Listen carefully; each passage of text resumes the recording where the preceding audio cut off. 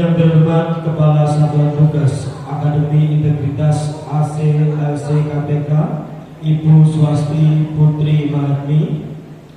Yang kami hormati tim dari BPSDM Provinsi Jawa Timur, Kepala SMK Negeri 7 Surabaya, Bapak Edi, serta Bapak Ibu Wakil Kepala SMK Negeri 7 Surabaya, Bapak Ibu Ketua Program Keahlian, dan tentunya Bapak Ibu Guru dan juga karyawan SMK Negeri 7 Surabaya yang sangat saya banggakan.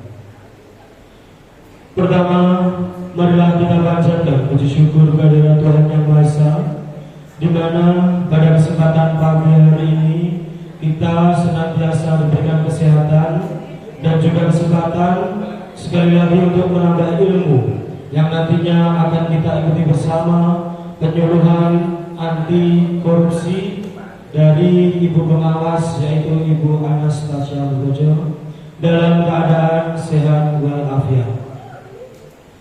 Salawat dan salam tak lupa kita aturkan kepada junjungan kita Nabi besar Muhammad SAW, di mana nanti kita tunggu syafaatnya min hada fi yaumil qiyamah. Amin.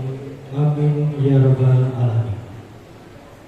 Bapak Ibu tamu undangan dan juga Bapak Ibu guru yang saya hormati, adapun rangkaian acara pada kegiatan pagi hari ini, yang pertama nanti adalah pembukaan, dilanjutkan dengan menyanyikan lagu Indonesia Raya, doa, sambutan, masuk ke acara inti, lalu sesi diskusi, foto bersama, dan diakhiri dengan penutup. Bapak Ibu yang kami hormati, agar acara pada kesempatan pagi hari ini dapat berjalan lancar, mulai sekarang pembukaan, proses, hingga nanti selesainya kegiatan, marilah acara pada kegiatan pagi hari ini kita buka bersama dengan bacaan umul kita. Ala hadiniya al-Fatihah.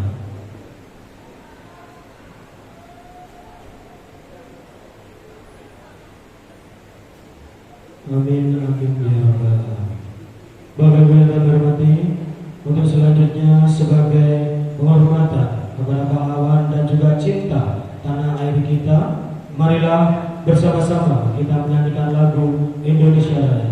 Untuk itu kami mohon dengan hormat kepada seluruh hadirin untuk berdiri sejenak, dan kepada dirijen, kepada Ibu Agustin harap menempati posisi.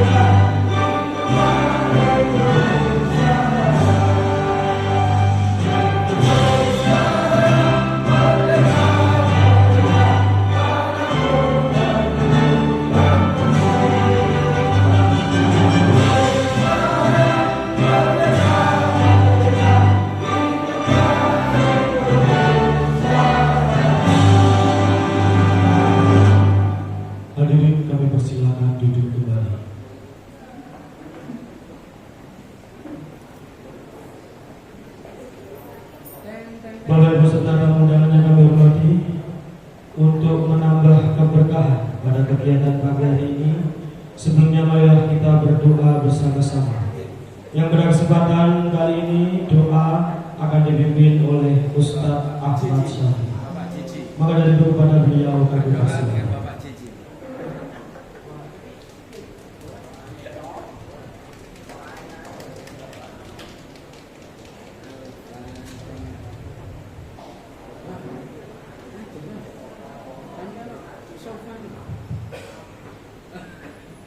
Bagi yang non-muslim silahkan berdoa dengan keyakinan masing-masing. Pada hari ini ya wa likulli niyatin sholihah wa hasan maqasidana wa ala ma nawaina wa najah al-Fatihah.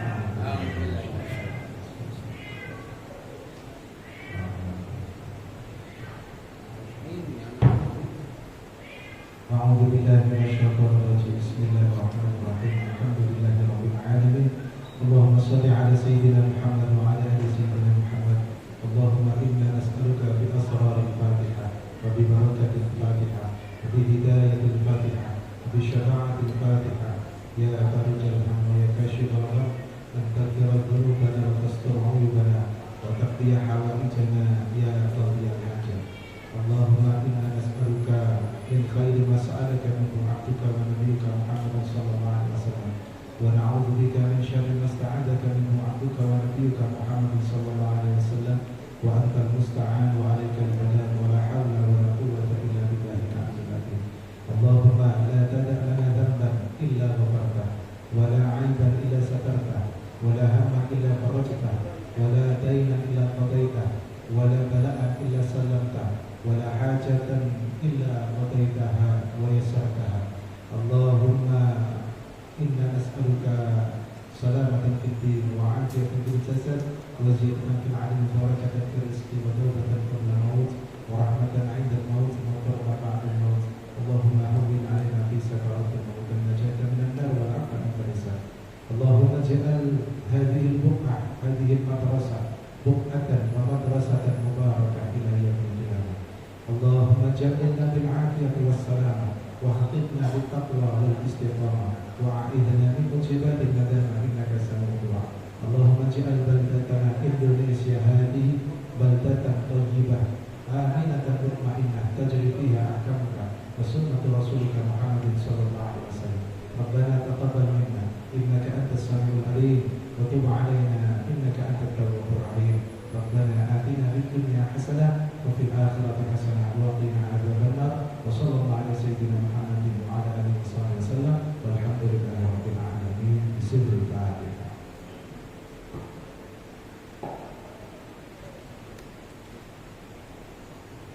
Amin amin ya rabbal alamin. Terima kasih kami sampaikan kepada Bapak Ahmad Syafi'i.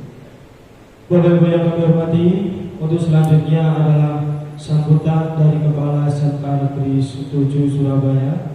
Untuk itu kami mohon dengan hormat kepada Bapak Edi Prayogo untuk memberikan sambutannya.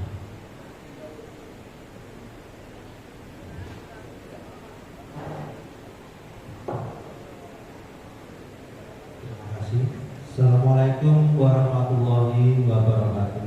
Waalaikumsalam warahmatullahi wabarakatuh. Yang kami hormati Ibu Kasatgas Akademis Integritas dari KPK Bu Luti beserta tim, dan yang kami hormati Bu fasilitator dari Bu Anas, dan yang kami hormati Bu Anas selaku pengawas SMK Negeri 7 Surabaya, Bapak Ibu Wakil Kepala Sekolah, Ketua Program Kalian, dan Bapak Ibu Guru, tenaga pendidik maupun kependidikan SMK Negeri 7 Surabaya yang kami banggakan. Pertama-tama kami ucapkan terima kasih Bu Anas karena telah mengagendakan kegiatan-kegiatan yang memberikan dukungan kami untuk perbaikan atau kebaikan daripada SMK Negeri 7 Surabaya. Dan terima kasih Bu Uti atas waktunya beserta tim untuk kegiatan hari ini, sehingga bagi kami suatu kebanggaan tersendiri. Sekali lagi saya ucapkan terima kasih sehingga bisa hadir di SMK Negeri 7 Surabaya ada beberapa hal yang harus kami sampaikan Ibu. Izinkan kami nanti tidak berlama-lama karena ada kegiatan di SMK 6 Surabaya yang berhubungan dengan permasalahan dino di Surabaya kemarin bersama Bapak Kapolda. Kemudian juga kami sampaikan Ibu bahwa saya ini masih PLT di SMK Negeri 7 Surabaya.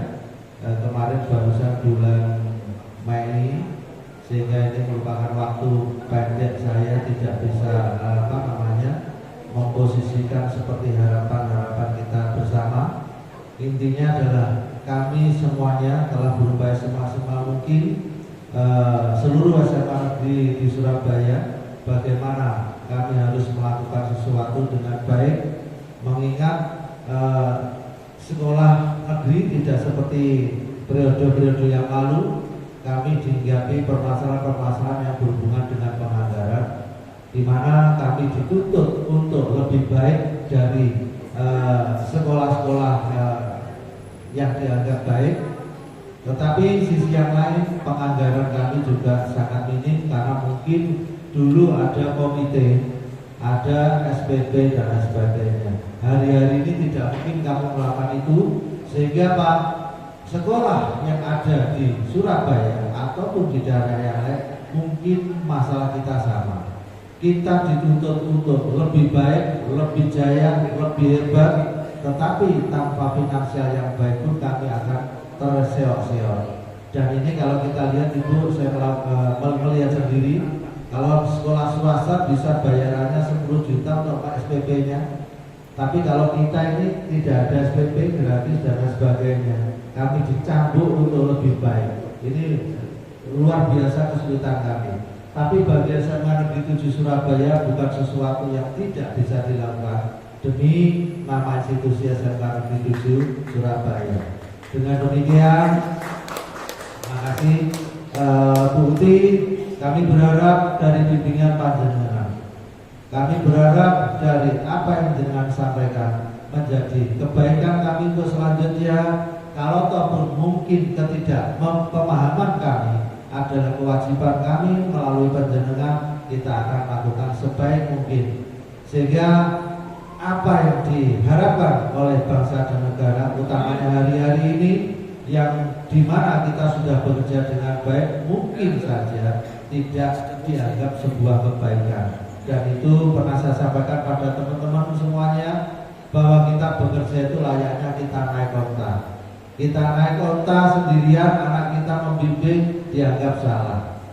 Anak kita naik onta, kita membimbing onta dengan anak kita dianggap juga salah. Dua-duanya naik onta juga dianggap salah. Atau satu onta tidak dinaiki dengan 2 orang, anak dan bapak pun juga dianggap salah. Dalam posisi yang demikian, kami berupaya menempatkan diri bahwa kami telah berjuang dengan baik.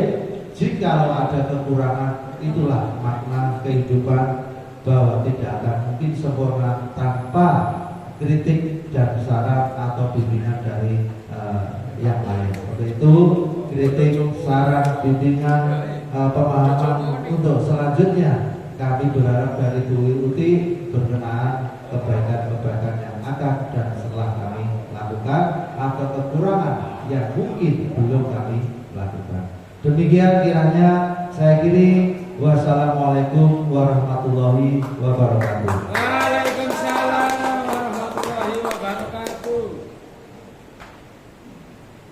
Baik, terima kasih kami sampaikan kepada Bapak Edi selaku Kepala SMK Negeri 7 Surabaya. Bapak Ibu Guru dan juga tamu undangan, mohon maaf ini ada revisi rundown dikarenakan beberapa pimpinan setelah ini akan bergeser, maka kita adakan sesi foto bersama dulu sebelum masuk ke acara inti. Seperti itu Bapak Ibu. Monggo kami mohon Bapak Ibu untuk berkenan maju seperti biasa, posisinya yang bapak-bapak dan ibu-ibu di depan untuk Bapak Ibu pemateri dan juga yang tim dokumentasi. Mohon maaf dari sini dulu Bapak Ibu. Kita dokumentasinya ada 2 model. Minta tolong tim dokumentasi. Naik aja enggak apa-apa. Oke, mohon izin Bapak Ibu, monggo bisa berdiri ya.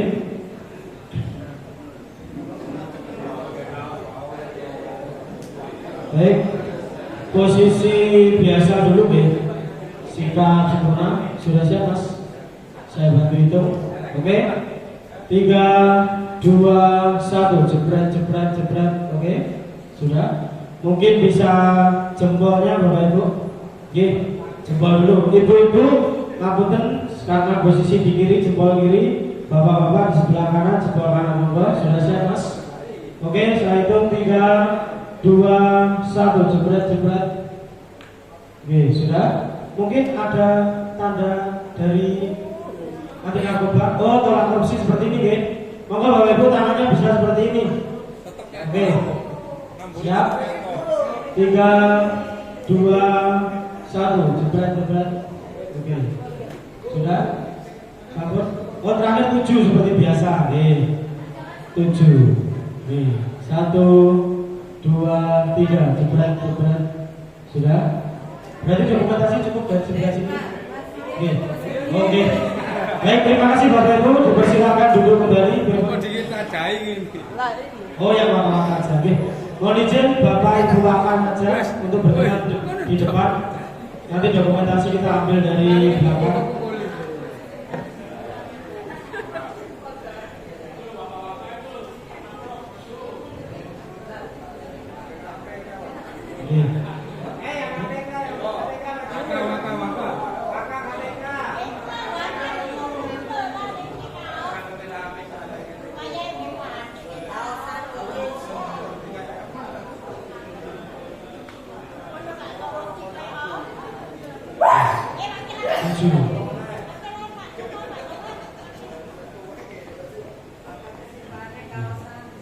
Baik, terima kasih kami sampaikan kepada tim dokumentasi.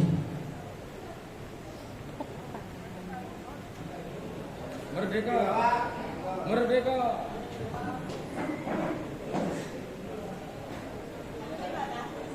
Harusnya jadi merdeka itu merdeka. Ya.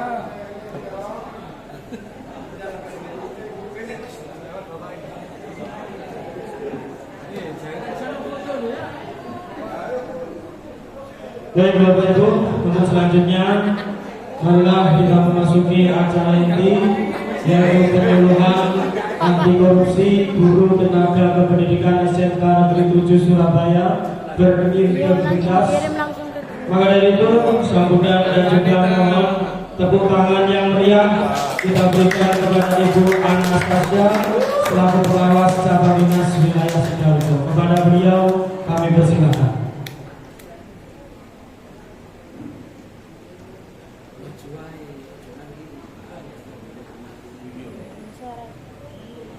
Assalamualaikum warahmatullahi wabarakatuh. Waalaikumsalam warahmatullahi wabarakatuh. Selamat pagi dan salam sejahtera untuk kita semua. Yang sangat saya hormati Ibu Uti dari tim Ketua Satgas Akademis KPK, Bapak Eko selaku fasilitator pendidikan anti korupsi. Yang saya hormati Bapak Ibu Waka dan yang saya banggakan Bapak Ibu Guru SMKN 7 Surabaya. Alhamdulillah pagi hari ini saya lagi-lagi ya berada di SMKN 7 Surabaya. Namun kali ini dengan agenda yang berbeda Bapak Ibu. Di hari ini kita akan sedikit berbincang-bincang tentang apa sih anti korupsi itu dalam rangka Bapak Ibu Guru sebagai pendidik yang bisa memberikan teladan utama untuk implementasi anti korupsi di sekolah. Nah, di pagi ini Bapak Ibu, harapan saya adalah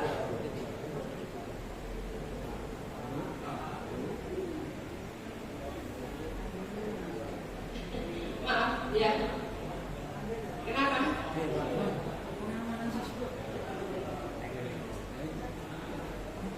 Ini saja. Kita tahu ya. Sepertinya waktunya mengganti. Nah, Bapak Ibu kita gelorkan terlebih dahulu ya yang menjadi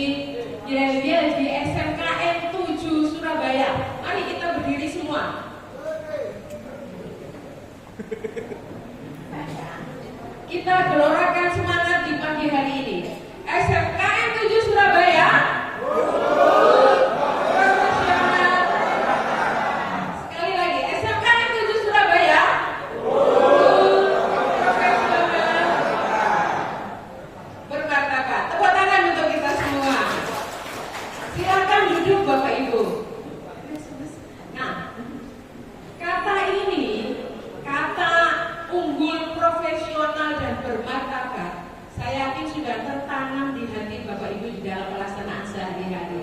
Namun kita perlu juga untuk menilai seberapa unggul, profesional dan bermartabat yang sudah kita laksanakan selama ini, yang perlu kita senantiasa hidupkan di dalam diri kita. Nah Bapak Ibu, kita akan bermain game sebentar ya. Jadi kalau misalnya satu statement itu adalah menunjukkan sesuatu yang bersih, seperti awal kita yang saat ini sudah bersih gitu ya, bersih anti korupsi, maka Bapak Ibu lakukan angkat tangan. Tapi kalau misalnya ada kalimat tersebut menuju ke suatu tindakan korupsi atau tidak berintegritas, Bapak Ibu teriak no sambil tepuk tangan 2 kali gitu ya. No, tepuk tangan 2 kali.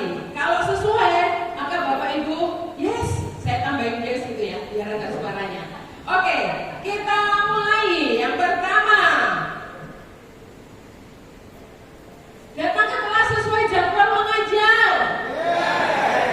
Aku banget nggak ya? Next, membiarkan siswa memberi uang agar nilainya dinaikkan. Next, membuat RPP dan melaksanakan pembelajaran dengan jujur. Next, menggunakan jam pelajaran untuk urusan pribadi di luar sekolah. Next, menolak hadiah mahal dari orang tua murid. Yes, oke. Nanti dalam hati yes itu ya. Yang lain no, mahal tuh. Oke, oh masih ada lagi. Memberi contoh jujur di depan siswa dalam setiap tugas. Yes, oke. Nah ini baru menunjukkan unggul, kompeten dan integritasnya Bapak Ibu di SMKN 7. Next. Nah Bapak Ibu, kita awali dulu ya. Naik becak ke Tunjungan, mau ikut enggak? Naik becak ke Tunjungan, jangan lupa beli nasi. Guru SMK 7 penuh keteladanan, siap jadi pejuang anti korupsi. Ngombe kopi panas di warung Bayati, cemilan pisang goreng rasane gurih, korupsi ku musuh bangsa sejati. Guru SMKN 7 kudu dadi teladan jujur lan bersih. Asik. Oke, nah Bapak Ibu, sebelum kita membahas nih, nah saya ingin tahu nih seberapa unggul Bapak Ibu, berguru ya. Saya ingin tahu apa pemahaman awal Bapak Ibu tentang anti korupsi. Silakan Bapak Ibu menuju ke link tersebut. Sudah muncul ya. Nah nanti Bapak Ibu pilih yang pretest ya. Bapak Ibu pilih pretest, lalu silakan kerjakan soalnya sambil merem bisa itu ya. Sudah masuk Bapak Ibu? Wah ini sepertinya perlu tambahan kuota ini ya. Kalau nggak bisa masuk, loh kok blok URL-nya? Wah, ya. Oke, nggak apa-apa. Kalau URL-nya di blok, nanti oh ini Bapak Ibu bisa lihat ini di alamatnya SID/ANASTMOERT.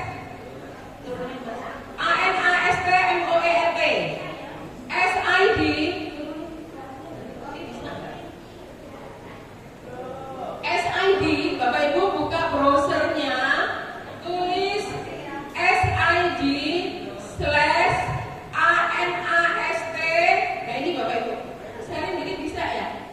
SID/ANASTMOERT. Nah itu. Wah ini kelihatan kalau gratisan ya lainnya.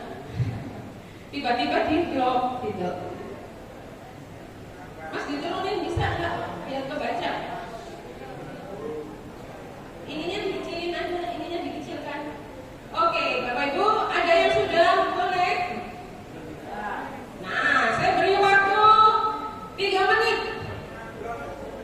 Nah itu, Ibu Waka sudah muncul nih. Pilih yang pretest ya. SID/ANASTMOERT, pilih pretest. Nah, namanya pretest ya. Bukankah hal ini sudah sering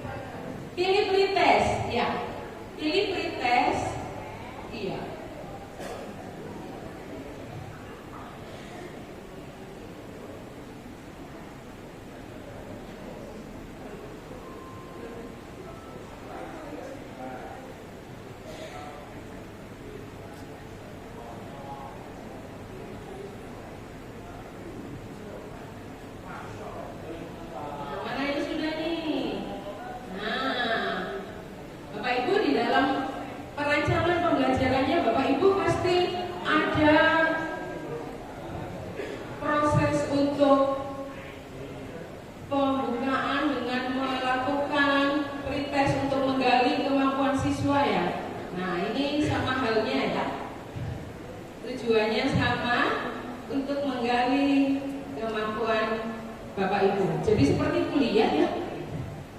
Oke, sudah dikerjakan Pak? Sudah selesai Pak? Oh belum. Cuma ada 6 soal di situ. Ya. Kenapa Ibu? Nah itu HP-nya ya Bu ya. Yang paling gampang, oh HP-nya nggak bisa gitu ya. Oke, bisa ya. Oke, dilanjutkan. Baik. Bisa buatkan? Iya, ini pretest. Yang post-testnya nanti aja, jangan dikerjakan sekarang.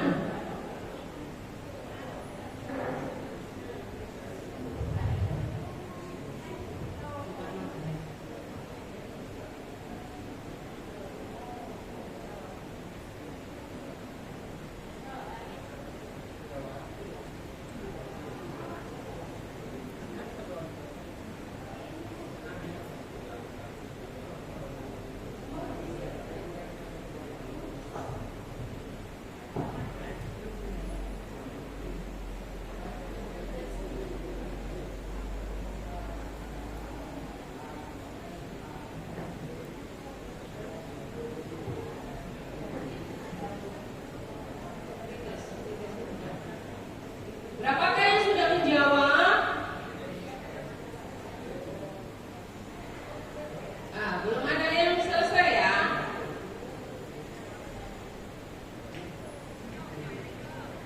Oke. Bagaimana sudah? Belum selesai. Ya. Bapak Ibu nggak usah khawatir, ini nggak ada pengaruhnya di kenaikan pangkat nanti kok. Tidak masuk di dalam SKP.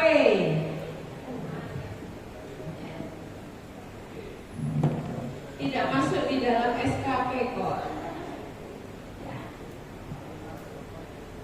Kasih 5 menit.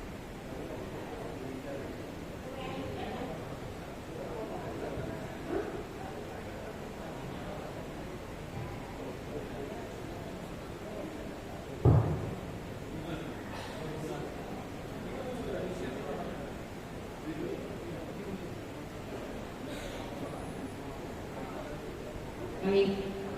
Bagaimana rasanya di tes? Bagaimana rasanya mengerjakan ulangan, mengerjakan pretestnya?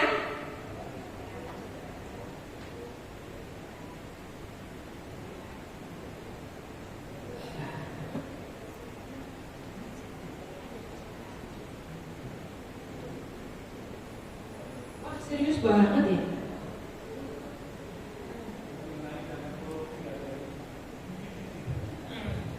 Tadi ada yang bilang waktu di awal saya datang, Bu, berarti kita nanti ini mau diajarin untuk korupsi ya? Pak, siapa tadi? Pak Wakasar Pras ya?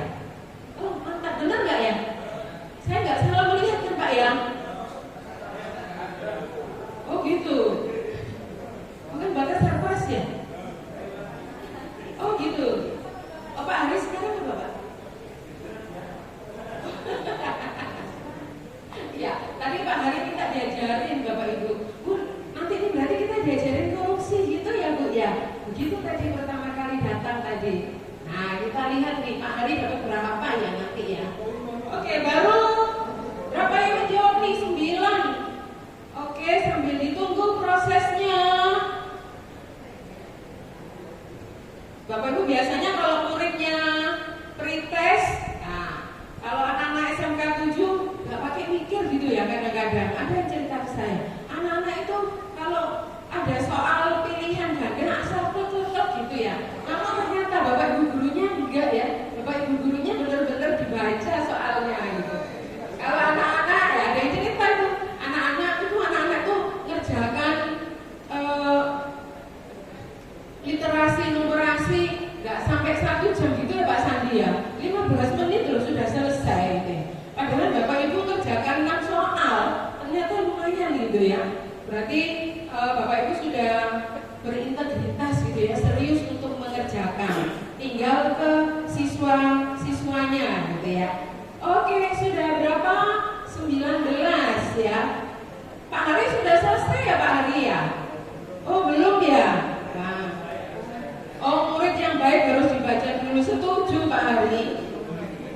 ya.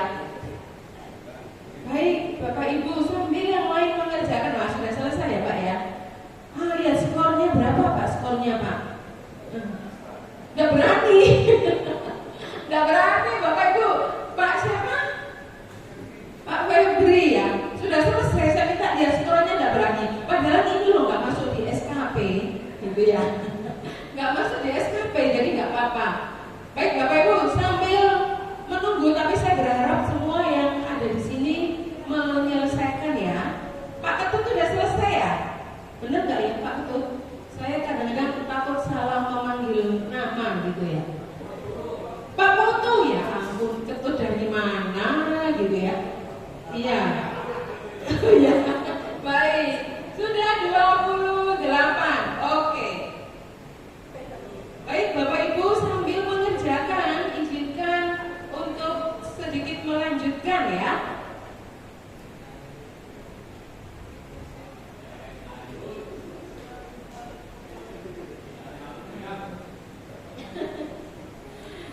Enggak Pak Ari.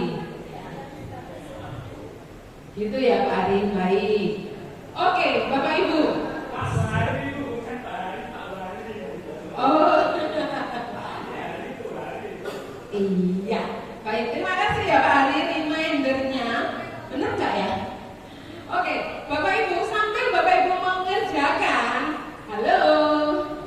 Iya, kan tinggal sedikit nih. Gitu ya. Kan tinggal sedikit. Saya melihat sudah sebagian besar menyelesaikan ya. Sambil mengerjakan ya Bapak Ibu, kalau melihat gambar yang ada di sini, gimana nih pendapat Bapak Ibu melihat gambar yang atas? Ada simbolnya KPK, lalu pakai jaket warna orange. Kira-kira perasaan Bapak Ibu seperti apa saat melihat itu? Gimana Pak? Perasaan saya Pak. Perasaannya takut gitu ya. Ada lagi Bapak Ibu? Gimana Pak? Sudah selesai kan kerjaannya? Mungkin malu. Malu, takut, malu. Bu Titi?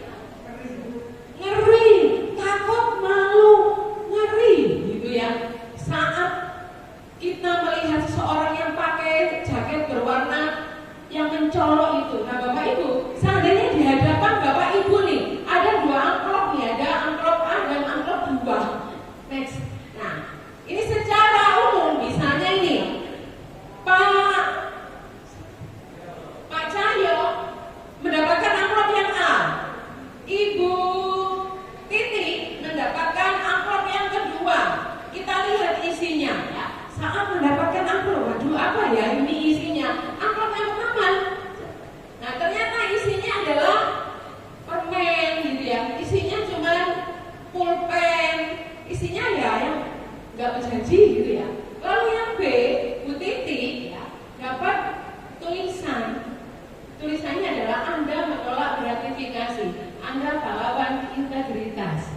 Nah, apa yang terjadi seandainya Bapak Ibu mendapatkan dua hal yang sangat sederhana ini? Next. Kira-kira Bapak Ibu pasti akan merasa bersyukur. Yang lebih bersyukur Pak Cahyo atau Bu Titi ini? Bu Titi ya, Pak Cahyo halang kok bolpen aja, kecuali kalau misalnya dalamnya beda gitu ya Pak Cahyo ya. Nah Bapak Ibu, hadiah ini makna yang terkandung di dalamnya adalah hadiah ini boleh kecil, tapi yang lebih penting adalah integritas gitu ya. Saat mendapatkan kesan sesuatu yang terkait dengan integritas, kita bisa lebih berbangga. Next. Nah, tentang pesan ini tadi, Bapak Ibu diharapkan jangan tergoda apapun yang berhubung dengan gratifikasi apapun bentuknya. Nah, agenda kita hari ini adalah yang kita bahas Bapak Ibu. Next.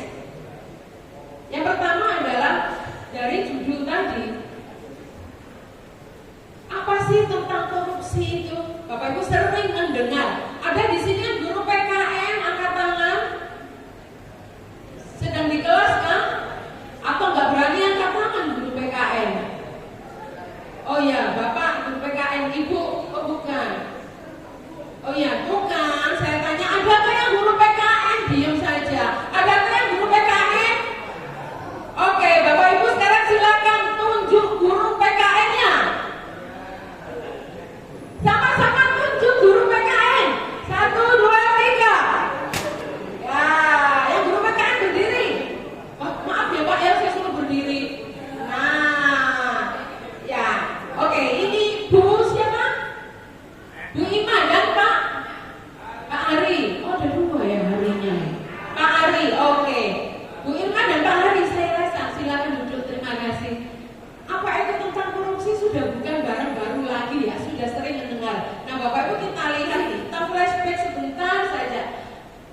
definisi dari korupsi kalau kita sering mendengar apa sih? Ternyata dari bahasa Latin ya.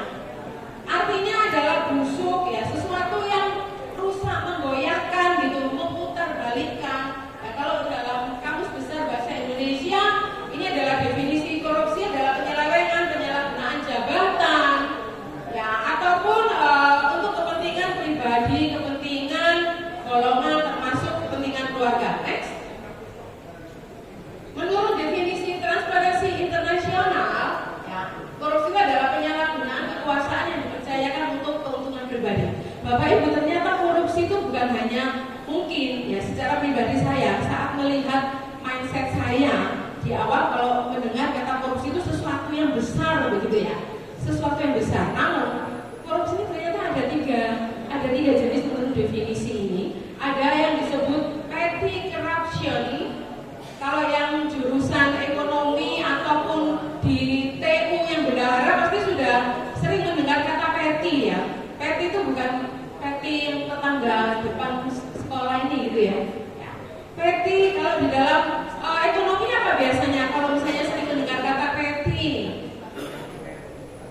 petty cash ya, bukan kas kecil ya. Yang pertama adalah petty corruption, penyalahgunaan oleh pejabat ya, oleh pejabat publik dalam interaksi dengan kehidupan sehari-hari. Jadi kecil-kecilan gitu ya, Bapak Ibu. Lalu yang kedua adalah grand corruption. Grand corruption sesuai dengan namanya. Halo, Bapak Ibu. Halo. Hai. Oke, saya lanjutkan ya. Yang grand corruption yang kedua ini sesuai dengan urutannya pasti agak lebih besar dikit gitu ya. Adalah penyalahgunaan tingkat tinggi yang menguntungkan segelintir orang gitu ya, ataupun menguntungkan segelintir orang tapi mengorbankan banyak orang. Sekarang yang ketiga adalah political corruption ya, atau state capture corruption. Ini adalah hubungannya dengan memanipulasi kebijakan dalam suatu institusi untuk mempertahankan kekuasaannya, mempertahankan statusnya, kekayaan dan seterusnya. Nah, ini adalah pemahaman tentang korupsi. Next. Bapak Ibu mungkin sering melihat ya peristiwa-peristiwa di televisi tentang korupsi, termasuk yang kita lihat sehari-hari di dunia kita sehari-hari, di dunia pendidikan dan yang lain-lainnya. Nah, terkadang ada pendapat seseorang yang sudah tersangka dan sebagainya, saya ini benarnya tidak melakukan korupsi, itu cuma gratifikasi saja. Next, ternyata ada vonisnya.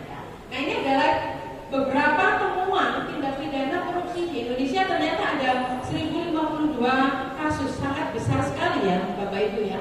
Ini data menurut tahun 2004 sepanjang 2004 sampai 2024. Dan yang paling banyak Bapak Ibu adalah terkait dengan gratifikasi atau penyuapan, ada 1052 kasus. Ya, jadi kalau kita melihat di dalam kehidupan kita sehari-hari, mungkin hampir setiap hari kita mendengar hal-hal tersebut. Next. Nah, ini beberapa paradigma yang mungkin sering Bapak Ibu dengar ya terkait dengan korupsi itu sendiri. Nah, misalnya nih, SMK 7 insya Allah aman ya, value lembaga ini sudah sangat kuat. Lalu paradigma korupsi hanya berkaitan dengan keuangan saja. Lembaga saya sudah diaudit nih, laporan BOS, laporan BPOPP, ya, audit dari inspektorat dan sebagainya aman, tanpa celah, gitu ya. Lalu membangun sistem integritas itu mahal dan ribet sekali. Ya. Integritas itu sebenarnya bukan prioritas utama nih, yang penting laporan beres, gitu ya. Jadi para bendahara yang ada di sini, gitu ya, laporan sudah beres nih. Buktinya kita bos dan BPOP semuanya sudah sesuai gitu ya, sudah diaudit ya. Next. Nah, paradigma itu Bapak Ibu biasanya juga terkait dengan apa yang kita lakukan sehari-hari. Nah, teori penyebab korupsi ini ada beberapa teori yang akan saya bahas di sini. Yang pertama adalah gang teori menurut Jack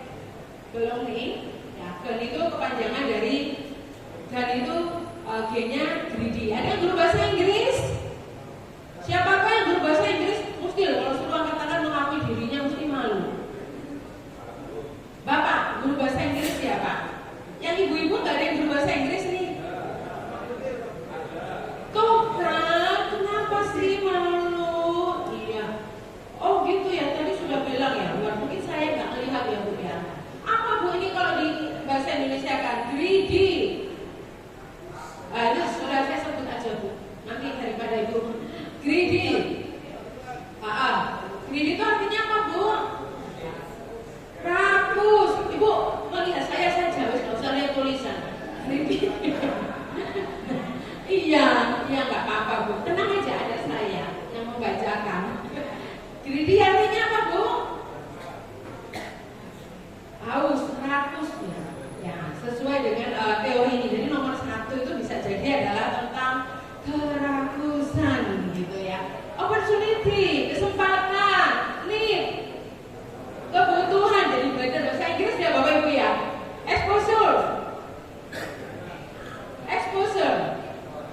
Exposure, apa? Nah ini saya jadi ngetes dulu bahasa Inggris. Ya.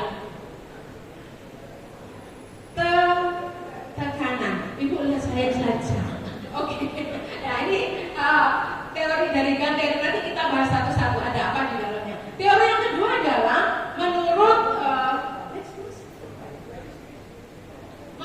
teori Pentagon-Fried, ya, teori Pentagon-Fried. Ada 5 faktor utama penyebab korupsi. Jadi seperti yang tadi ya, tadi kan cuma 4 ya Bapak Ibu ya. Di sini dari pressure, opportunity, rationalization, capability, arrogance ya. Menurut Pentagon-Fried. Nah, sekarang saya ingin mengajak Bapak Ibu, apa saja sih penyebab korupsi kalau kita melihat dari teorinya Pentagon-Fried ini. Next.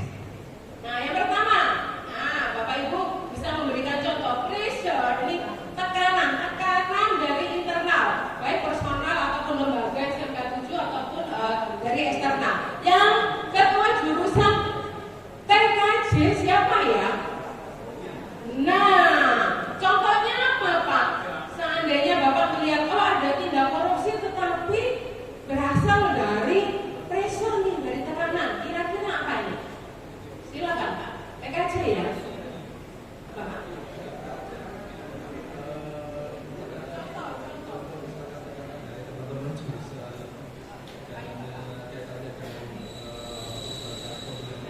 atau apa barang TKJ, teman-teman menginginkan sesuatu yang di luar aturan aja, maka itu tadi kita terpengaruh.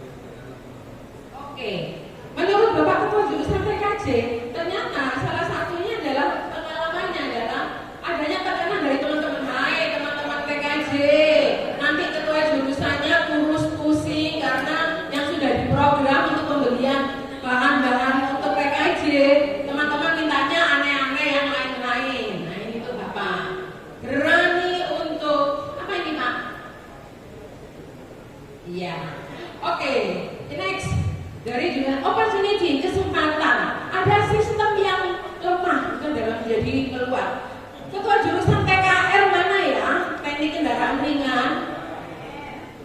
Ya, silakan Pak. Contohnya apa nih Pak?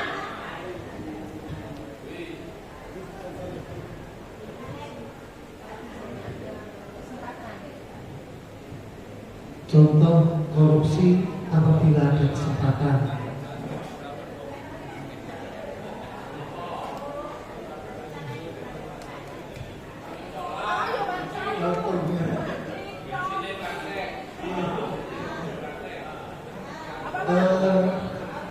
Pembelian tidak sesuai spesifikasi. Oke. TKR ya.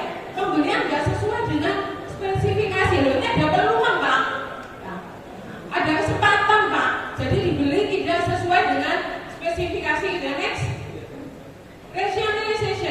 Rasionalisasi pembenaran atas perbuatan yang dilakukan. Pembenaran atas perbuatan yang dilakukan. Ketua jurusan TAV. Mana TAV? Mana? Bang, waduh, kenalan dulu Bu. Baru ya? Asik.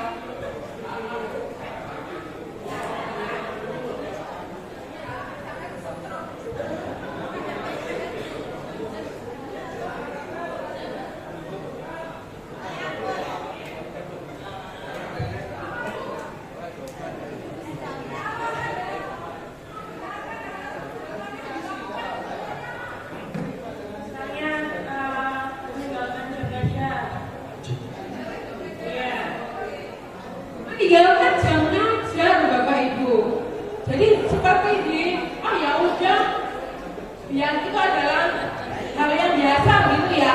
Next, ada lagi satu lagi, arrogance, sikap superior, angkuh, serakah ya. Prosedur itu nggak berlaku di dalam diriku gitu ya. Contohnya apa nih? TAV sudah, TKR, TPM, TITL, TITL. Nah, TITL. Nah, ini kalau macam-macam disetorong juga nih. Apa Pak? Membuat keputusan sendiri tanpa melibatkan teman-teman di jurusan. Oke, membuat keputusan sendiri tanpa melibatkan pihak. Ya, terima kasih Pak. Siapa? Pak Ibu. Ya. Dan yang terakhir nih, capability, kemampuan. Karena jabatan, karena wewenang, otoritas. Nah, kira-kira contohnya apa ini? TKM, TPM belum ya? Oke. Kita kerjain para ketua jurusan. Nah. Nggak kelihatan. Nggak kelihatan maju, Pak. Apa nggak kelihatan kalau maju? Alasan ini paling jawab ya. Oke, tindak korupsi contoh yang terkait dengan capability tentang kewenangan yang dimiliki seseorang. Contohnya apa nih? Setahu saya itu berarti saya menggunakan kewenangan jabatan saya untuk bisa memutasi teman saya yang bermasalah. Kayak gitu ya. Saya lakukan lagi. Ya, baik. Sangat. Bapak Ibu hati-hati punya dia. Dia bisa memutasi Bapak Ibu. Oke, ini terkait dengan capability ya.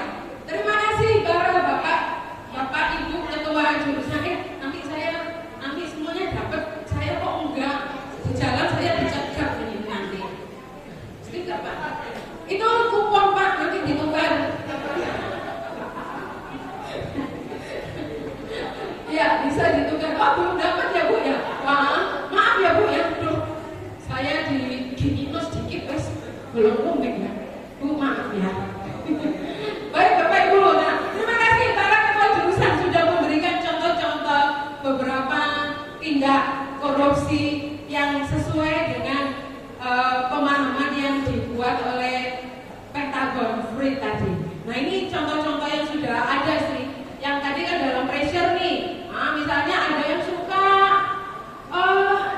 nah ini Pak ketua jurusan, jangan sampai nanti ya sampai rumah istrinya depan itu loh Vespanya baru gitu ya. Padahal PPP-nya Bapak belum cair gitu ya Pak ya. Gimana mau beli gitu ya Pak? Nah, karena pressure ya. Atasan saya ngancam, nah, dia atasan ya. Wah, saya punya kekuasaan nih. Awas ya tak mutasi dari PITL ke TAV. Tak apa masih gini ya. Next. Jadi contoh-contohnya ya. Yang kesempatan tadi ya. Kesempatan tadi siapa yang menjawab? Ketua jurusan siapa tadi ya? Laporan kerja DIN itu, SPP-nya, perjalanan dinasnya itu nggak pernah diteliti. Oke, bisa kita mainkan nih. Nah, misalnya siapa yang menangani hal ini? Di sini sih nggak akan ketahuan gitu ya. Hukumannya apa sih ya? Lalu pengadaan ya, pengadaan masih manual. Jadi akan ketemu vendor aja supaya dapat pesen. Padahal kalau pengadaan harus ulangi apa Bapak Ibu? Halo yang menangani pengadaan di sini bisa nggak sendirian? Apa Bu Titi? Apa? Dia takut. Dia takut. Oke, next. Ya, next ya. Pak, di next Pak. Nah, ini yang hubungannya dengan kapabilitas tadi ya, yang terakhir tadi ya. Betul ini seperti yang diucapkan Bapak tajurnya PPM tadi ya. Saya ini kepala di sini, macam-macam tak pinggang ya. Gitu ya. Oke, next. Baik Bapak Ibu, ini contoh-contoh. Nah ternyata Bapak Ibu dari teori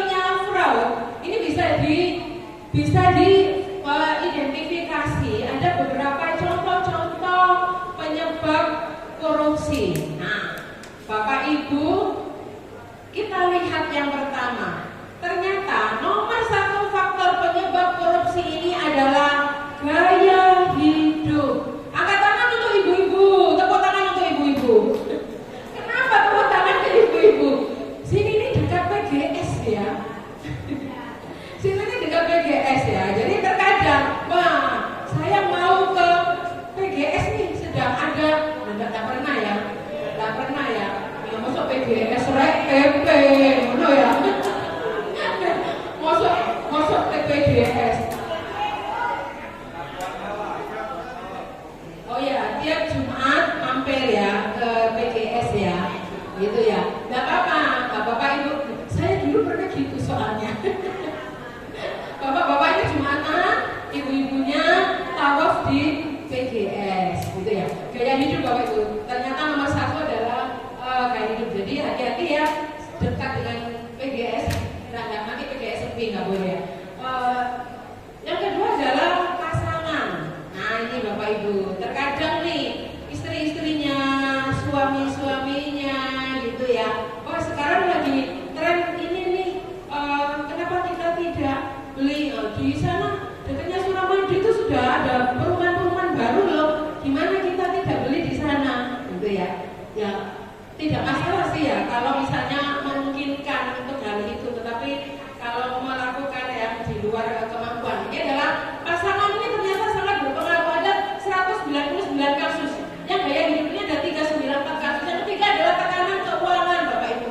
Ini juga menyebabkan ada 30 kasus ya. Kebutuhan dasar ya. Yang keempat adalah kebutuhan dasar. Yang kelima ketergantungan obat atau rokok. Halo Bapak Ibu. Kalau saya ucapkan satu, tepuk tangan satu kali. Saya ucapkan satu. Saya ucapkan dua. Tuh, saya nggak minta tepuk tangan, saya cuma ngomong dua. Oke, yang keenam adalah percintaan Bapak Ibu. Nah, ini yang juga sangat berpengaruh Bapak Ibu. Ada 9 kasus ya. Ternyata percintaan ini juga. Nah, ini yang sangat berpengaruh. Waktu semangat sekali itu luar biasa. Ya, ibu Duri kalau tentang hal ini yang nyaut itu nyorot langsung ibu-ibu gitu ya. Iya, pengaruhnya tinggi sekali juga gitu ya tentang percintaan ini, dan sudah banyak kasus yang sering kita dengar ya tentang hal ini. Saya tidak perlu menyebutkan. Yang ketujuh adalah dorongan anggota keluarga ya. Jadi kalau tadi kan pasangan gitu ya, sekarang anggota keluarga ya, sepupu-sepupunya dan sebagainya. Dan yang kedelapan adalah pangkat jabatan kedudukan. Waduh, iki bentar, ketua PAV ini baru ya, bener nggak ini saat menjadi ketua PAV? Ampun Bu. Ampun Bu. Jadi pangkat jabatan ini juga sangat mempengaruhi seseorang untuk melakukan tindak korupsi. Hobi belanja, lo balik lagi ya dengan gaya hidup tadi ya. Hobi belanja. Kalau ke PGS untuk pulaan nggak apa-apa gitu ya. Lalu yang terakhir adalah tekanan atasan atau jabatan ya.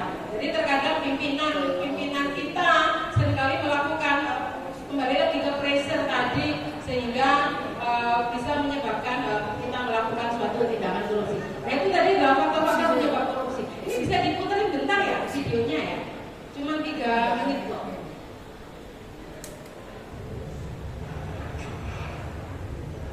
Perhatikan Bapak Ibu ya, apa yang terjadi di video ini. You there, second desk of Blue Jacket. What is your name? My name is Alexis. Alexis. Please leave my lecture room. I don't want to see you at one of my lectures ever again. I don't understand. I am not going to ask a second time. Thank you.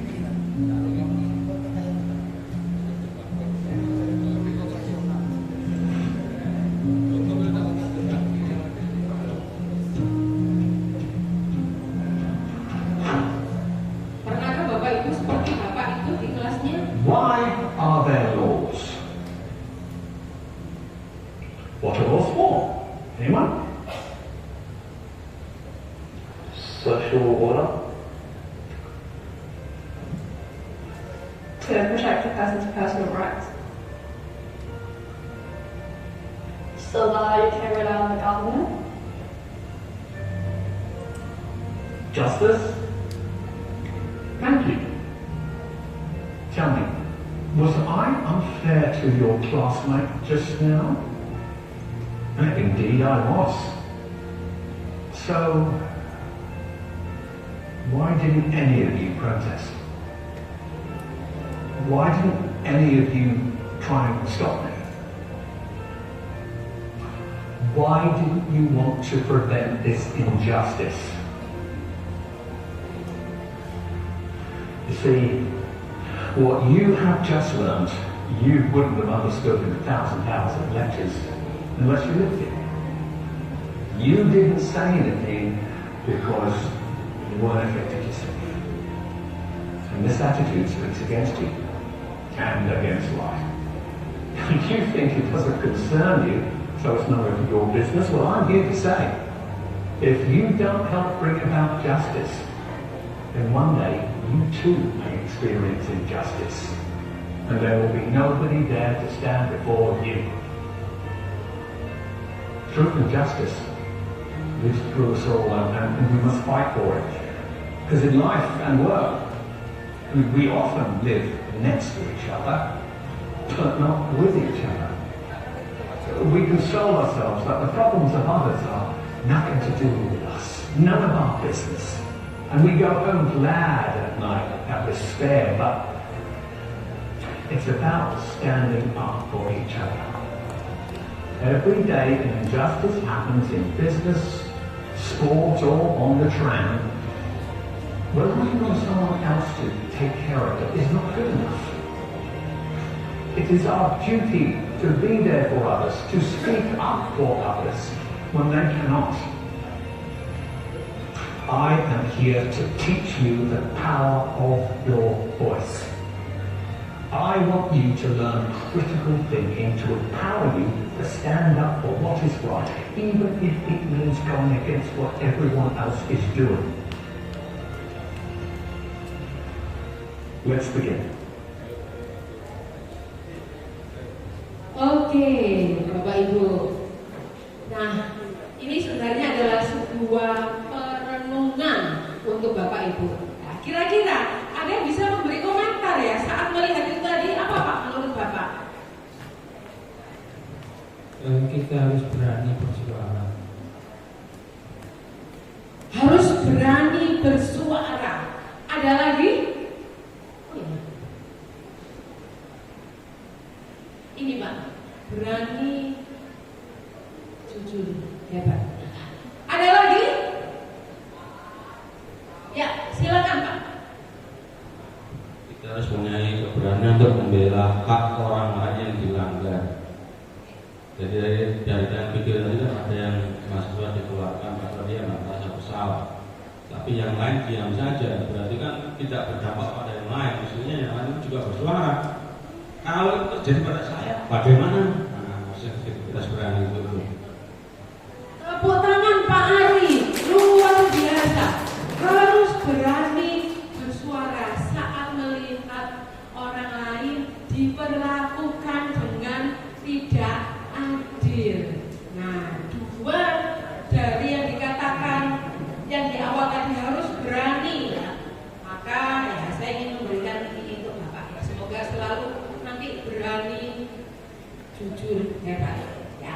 Terima kasih Bapak Ibu untuk apa yang sudah Bapak Ibu perhatikan. Nah, contoh video ini adalah membuat berasa Bapak Ibu masuk di dalam hatinya ya saat melihat sesuatu yang belum sesuai gitu ya di sekitar kita. Karena ada yang mengatakan korupsi itu bukan hanya karena sesuatu itu jahat, tetapi karena orang-orang baik diam.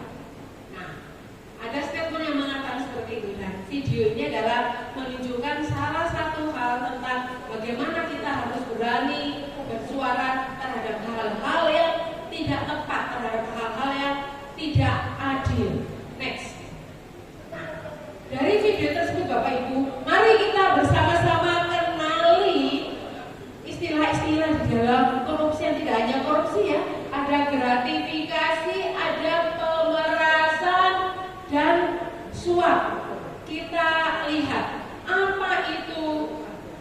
gratifikasi yang pertama. Gratifikasi ini disebut the silent killer, pembunuh berdarah dingin. Ya, secara diam-diam membunuh ya. Itu adalah gratifikasi. Ya. Kenapa sih gratifikasi ini berbahaya? Next.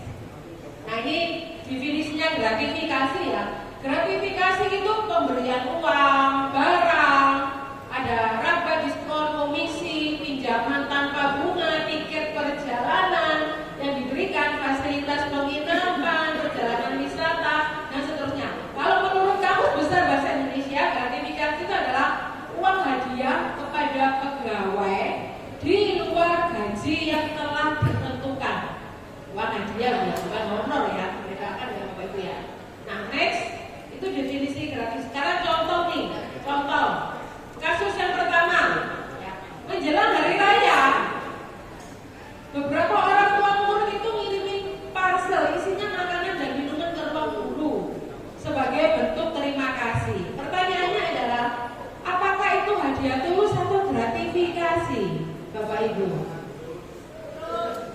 Ada yang mengatakan tulus. Pertanyaannya cuma dua pilihannya, tulus atau gratifikasi. Nah, kita lihat Bapak Ibu, kalau nilainya wajar, jadi makanan itu ya nasi bungkus yang di depan gitu ya.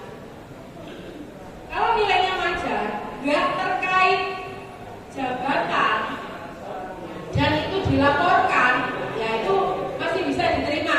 Tapi kalau, nah ini Bapak Ibu, kalau niatnya adalah supaya anak saya itu diperlakukan istimewa, gitu ya. Nah itu adalah gratifikasi. Kalau ada udang di balik rempeyeknya, gitu ya. Sekarang kita lihat contoh lagi. Nah ini pihak penyedia alat-alat lab. Halo Bapak Ibu. Halo. Hai. Kita lihat contoh yang kedua. Kalau pihak penyedia alat lab ngasih amplop isinya uang kepada teknik setelah sekolah melakukan pembelian, pertanyaannya, boleh diterima apa enggak ya?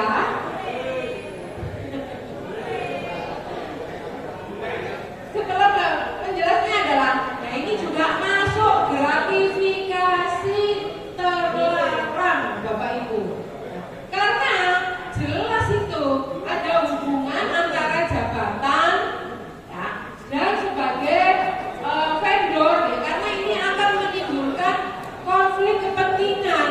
Nah dia nanti ya, kok dan seterusnya itu punya aku gitu ya, seterusnya biar beli ke saya terus, itu termasuk gratifikasi.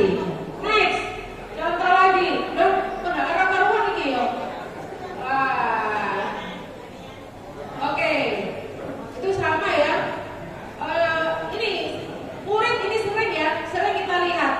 Murid-murid kita kadang-kadang itu memberikan sesuatu kepada kita untuk misalnya Bu Kajur PAV ulang tahun nih, murid-muridnya ngasihin bunga, ngasihin sesuatu gitu ya, ngasihin kado.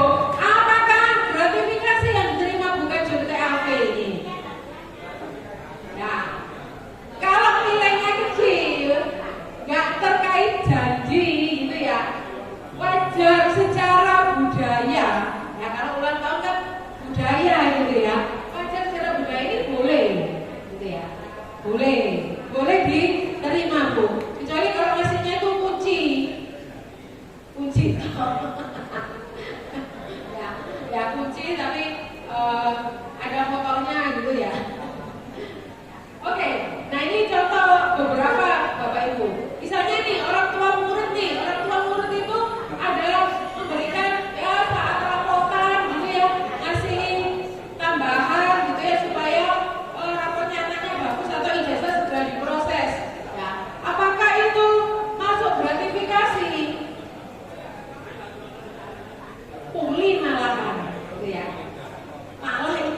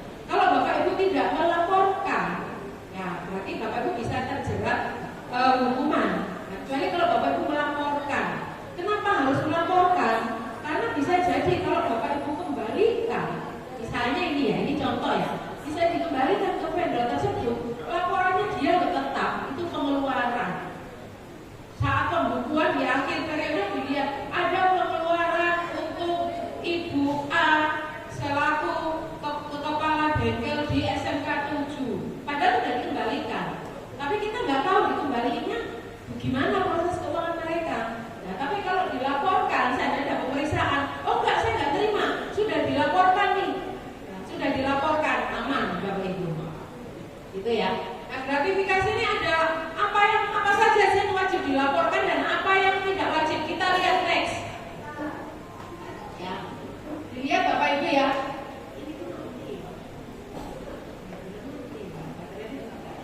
Nah ini gratifikasi yang jelas kenapa kita diharapkan menolak ya, dianggap suap apalagi kalau diberikan langsung. Lalu yang diterima ya, diterima ini ada yang secara tidak langsung, kadang juga pemberi itu kita nggak tahu, tiba-tiba aja datang di mejanya Bapak Ibu, nggak tahu ini dari siapa ya. Bapak Ibu kalau ragu dengan kualifikasi itu karena itu bisa dalam kondisi tertentu harapannya Bapak menolak, tapi karena nggak tahu siapa gitu ya yang memberi, misalnya Bapak Ibu melakukan ini, ada yang wajib dilaporkan dan ada yang tidak wajib.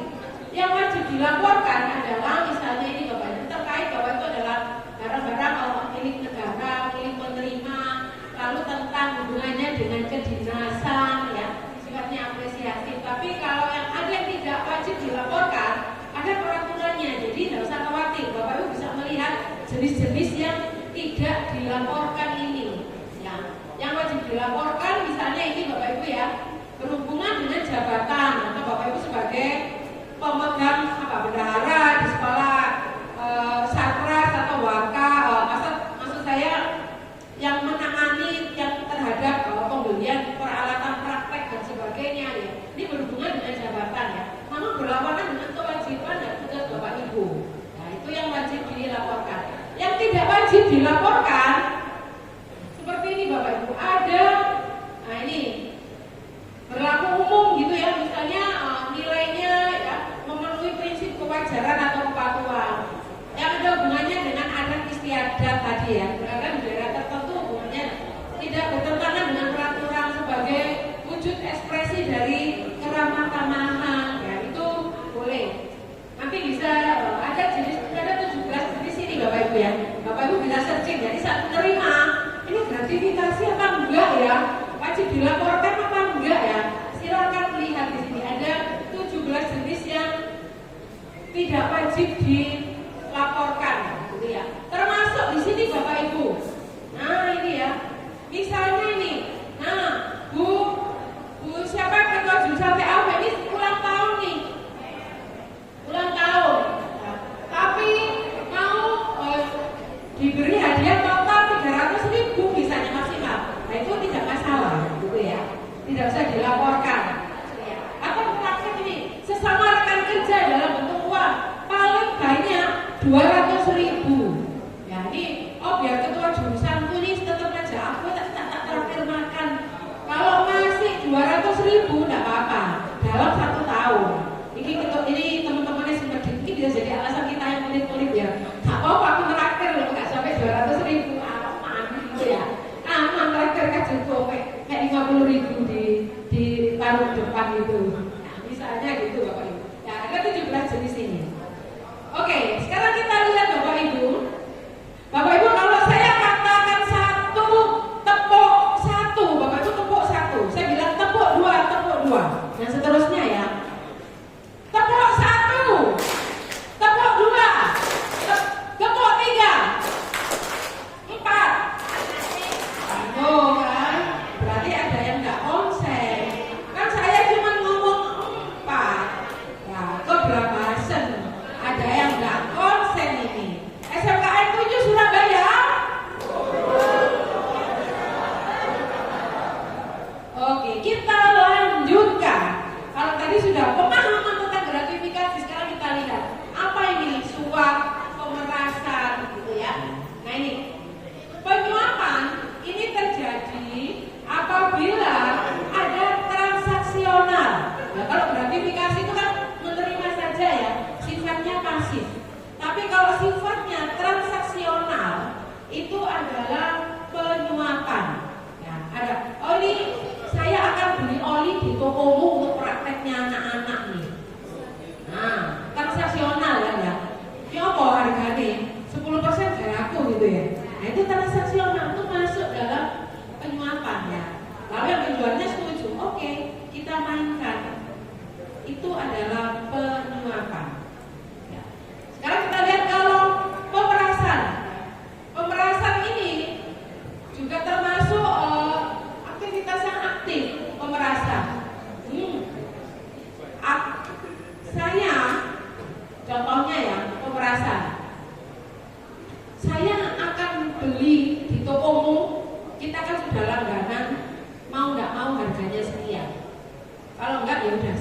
beli. Misalnya para kabel nih, para kabel mau beli kabel RJ45 gitu ya di TKJ, harganya sekian. Kalau enggak saya enggak akan beli. Kalau misalnya saya beli, berapa yang saya dapat? Pemaksaan kan ya, pemaksaan. Beda kalau tadi kan transaksional. Oke, sama-sama mau. Nah, satunya kan sifatnya pemaksaan. Nanti 5% untuk saya karena kalau segini ini kan saya rugi kabelnya TKJ. Bergurau ya dia Bapak Ibu. Nah, itu contoh kalau pemerasan ya. Oke, sekarang kita lihat Bapak Ibu.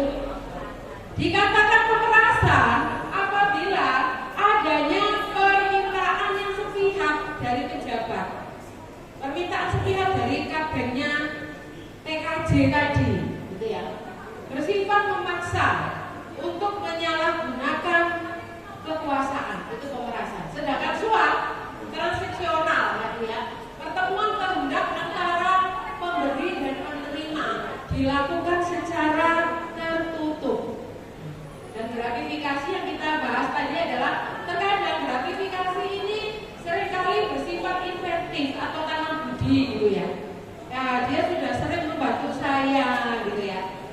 Itu sering terjadi. Tidak membutuhkan kesepakatan kalau saat digratifikasi. Nah ini Bapak Ibu, bedanya pemerasan, gratifikasi dan suap.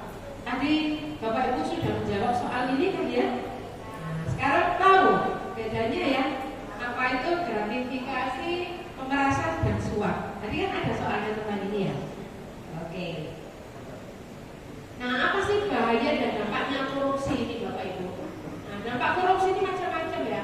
Ada mulai dari dampak ekonomi, dampak sosial kemiskinan, dampak birokrasi pemerintahan, dampak politik demokrasi, dampak penegak hukum, dampak lingkungan hidup. Ya. Hampir seluruh aspek sangat berdampak terhadap korupsi ini. Nah, kita lihat nih contoh Bapak Ibu. Ada kasus tahun 2020, saya tidak berikan contoh Jawa Timur gitu ya, di Banyuasin Sumatera Selatan. Mantan kadisnya ini sudah terbukti melakukan korupsi atas bos ya. Karena kegiatan sekolah bos ini yang seharusnya digunakan untuk operasional sekolah dinikmati secara pribadi. Akhirnya banyak sekolah yang kekurangan fasilitas karena dana bosnya diambil oleh kepala dinas pendidikan. Jadi efeknya apa di sini Bapak Ibu? Dampak apa dari contoh ini? Dari beberapa dampak tadi. Dampak apa Bapak Ibu? Dampak ekonomi, ya. Dampak sosial. Akhirnya sekolah tidak ada dana untuk melaksanakan operasionalnya, gitu ya. Itu contoh ya. Nah, korupsi di dunia pendidikan. Nah, kita di dunia pendidikan ini Bapak Ibu.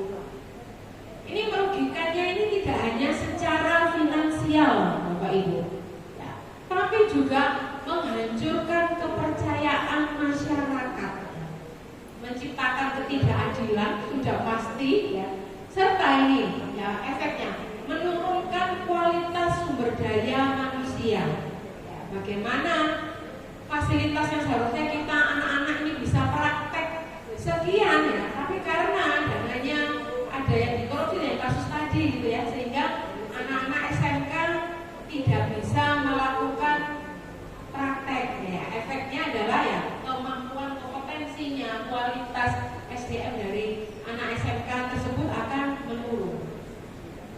Gimana sih strategi pemberantasannya Bapak Ibu? Nah ini kita lihat untuk strategi pemberantasannya. Nah yang jelas ada 3 strategi. Penindakan, perbaikan sistem dan edukasi. Yang paling keras adalah penindakan. Strategi yang paling keras adalah penindakan. Nah, ada landasan hukum yang kuat untuk para koruptor tersebut ya ditindak dengan tegas.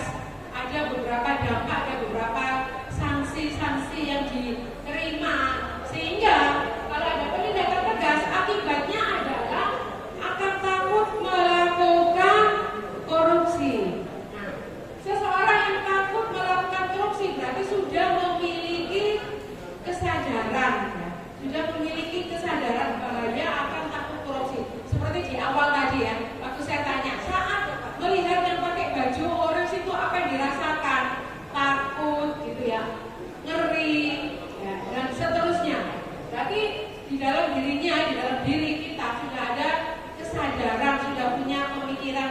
pengetahuan, ya, kesadaran diri. Kalau di dalam pembelajaran mendalam apa namanya? Mindful ya, memiliki berkesadaran, memiliki kesadaran tidak melakukan. Lalu yang kedua adalah perbaikan sistem. Ya, kita ini sangat terkenal dengan bisa melihat celah-celah pada sistem yang terbangun, gitu ya. Ada peraturan seperti A, B, C, D, namun selalu saja ada cara untuk bisa mensiasati peraturan tersebut. Nah, celah inilah yang harus segera ditutup, harus diperbaiki sistem yang ada di suatu lembaga, ya, sehingga sangat kecil kemungkinan untuk bisa melakukan tindak korupsi. Dan ini kalau tidak bisa melakukan, ya, berefek kepada karakter yang terbangun pada diri setiap pribadi, ya. Karena ya memang tidak bisa melakukan. Kita sudah memiliki karakter sesuai dengan apa Bapak Ibu? Kalau di dalam pembelajaran mendalam, dimensi profil lulusan, nah, itu kan juga apa yang harus kita capai kan sesuai dengan karakter itu, gitu ya. Jadi dimensi profil lulusan tujuan yang akan kita harapkan sesuai dengan apa saja sih dimensi profil lulusan itu? Bisa menyebutkan salah 2, salah 3 apa Bapak Ibu? Yang sudah diklat pembelajaran mendalam apa? Kalau kemarin kita mendengarnya dimensi profil pelajar Pancasila, ya. Ini dihubungkan dengan dimensi profil lulusan apa? Salah 1, salah 2 apa? Sebutkan. Bernalar kritis. Ada nggak di dimensi profil lulusan? Mandiri. Lalu apa lagi? Bermakna itu adalah prinsipnya. Nah, dimensinya. Kalau prinsipnya adalah bermakna, berkesadaran, merefleksi. Ya, prinsipnya ketiga, ya. Ayo diingat kembali. Ya. Nah, kita sesuaikan Bapak Ibu, ya. Sehingga saat ada celah-celah yang memang tidak sudah diperbaiki, nah berarti dimensi profil lulusan dalam 3 prinsip pembelajaran ini bisa tercapai, gitu ya. Dan yang dihubungkan dengan ini edukasi. Strategi yang ketiga adalah melalui edukasi. Senantiasa Bapak Ibu selalu memaknai atau menggelorakan kepada siswa-siswa untuk dimensi profil lulusan tersebut, karena terkait juga dengan aktivitas anti korupsi itu, ya. Supaya siswa di setiap kita dalam saat melakukan edukasi sudah lagi, jadi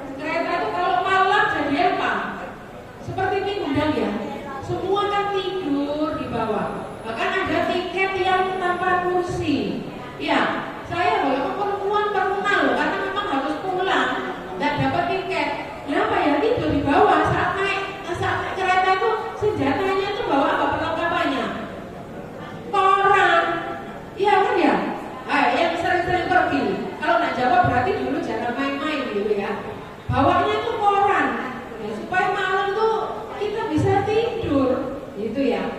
Nah zaman dulu seperti itu Bapak Ibu.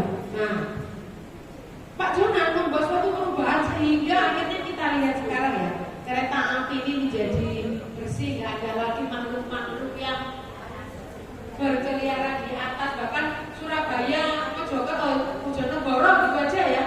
Nah, bayangkan di dalam itu penuh, lalu di luar sampai berhenti berdiri di silakan di pinggirnya pintu gitu ya. Nah melakukan perubahan yang sangat luar biasa. Dari siapa? Pimpinan tadi, come from the top. Gitu ya. Nah kalau kita Bapak Ibu, nah, di dunia pendidikan sering sekali ya kita mendengar siapa sih tokoh yang kita idolakan atau tokoh pendidikan nasional, bukan idolakan ya, tokoh pendidikan nasional yang sangat berpengaruh pada sistem pendidikan di Indonesia, Ki Hajar Dewantara. Kalau Bapak Ibu melihat sejarahnya Ki Hajar Dewantara, zaman dulu Ki Hajar Dewantara itu menolak diskriminasi pendidikan kolonial. Ki Hajar Dewantara yang menggaungkan diskriminasi pendidikan kolonial, karena zaman kolonial yang bisa sekolah itu adalah ya anak-anak yang dari Belanda, lalu anak-anaknya bangsawan ya seperti itu, rakyat jelata itu tidak punya kesempatan untuk sekolah. Nah Ki Hajar Dewantara kalau itu menggebrak sistem pendidikan yang zaman kolonial itu. Nilai anti korupsinya apa yang dilakukan KHD ya? Ada kejujuran, kemandirian, tanggung jawab gitu ya, untuk melawan diskriminasi dan ketidakadilan itu. Gitu ya. Nah Bapak Ibu bisa melihat banyak sekali tokoh-tokoh yang berintegritas, tokoh bangsa ini yang berintegritas terhadap penerapan anti korupsi. Nah, ini ada Bapak Ki Hajar Dewantara salah satunya ya di sini. Ya. Banyak sekali negara-negara, ini contoh-contoh negara-negara yang melakukan anti korupsi, melakukan transparansi tetangga kita sendiri gitu ya, di Singapura, Denmark, New Zealand, kebijakan apa, strategi regulasi apa yang sudah dibuat gitu ya. Lalu selanjutnya juga daerah ini pada masanya Bapak Ibu ya, pada masanya dulu Banyuwangi ini sangat terkenal sekali saat bupatinya Bapak Aswar Anas yang membuat digitalisasi layanan smart kampung ya. Referensi ada di sini ya apa yang dilakukan mereka ya, ada di media-media nasional ya. Banyak sekali yang sudah dilakukan. Nah, tokoh-tokoh individu yang sudah Bapak Ibu sering mendengar. Sering kita mendengar ya polisi itu yang jujur cuma 2. Apa Bapak Ibu kalau pernah mendengar? Polisi tidur sama Pak Hugeng. Nah, itu yang sering kita mendengar ya. Polisi tidur dan Pak Hugeng. Ini yang ada di masyarakat ya, kalimat-kalimat yang menggugah kita gitu ya. Pak Hugeng ini ya polisi jujur menolak suap gratifikasi ya. Lalu ada Pak Nurkolis Majid ya yang menekankan kejujuran ya dalam budaya politik. Bapak Ibu bisa melihat banyak sumber tokoh-tokoh yang inspiratif ini. Nah, Bapak Ibu, selanjutnya adalah supaya kita tidak melapor ke nomor 1 yang dijaga itu adalah apa Bapak Ibu? Integritas. Apa sih integritas itu? Ya. Integritas sebenarnya adalah fondasi utama untuk membangun pribadi, membangun organisasi, membangun bangsa kita ini supaya bersih dari praktek korupsi gitu ya. Integritas ini bisa dipahami sebagai keselarasan antara pikiran, keselarasan budi, ucapan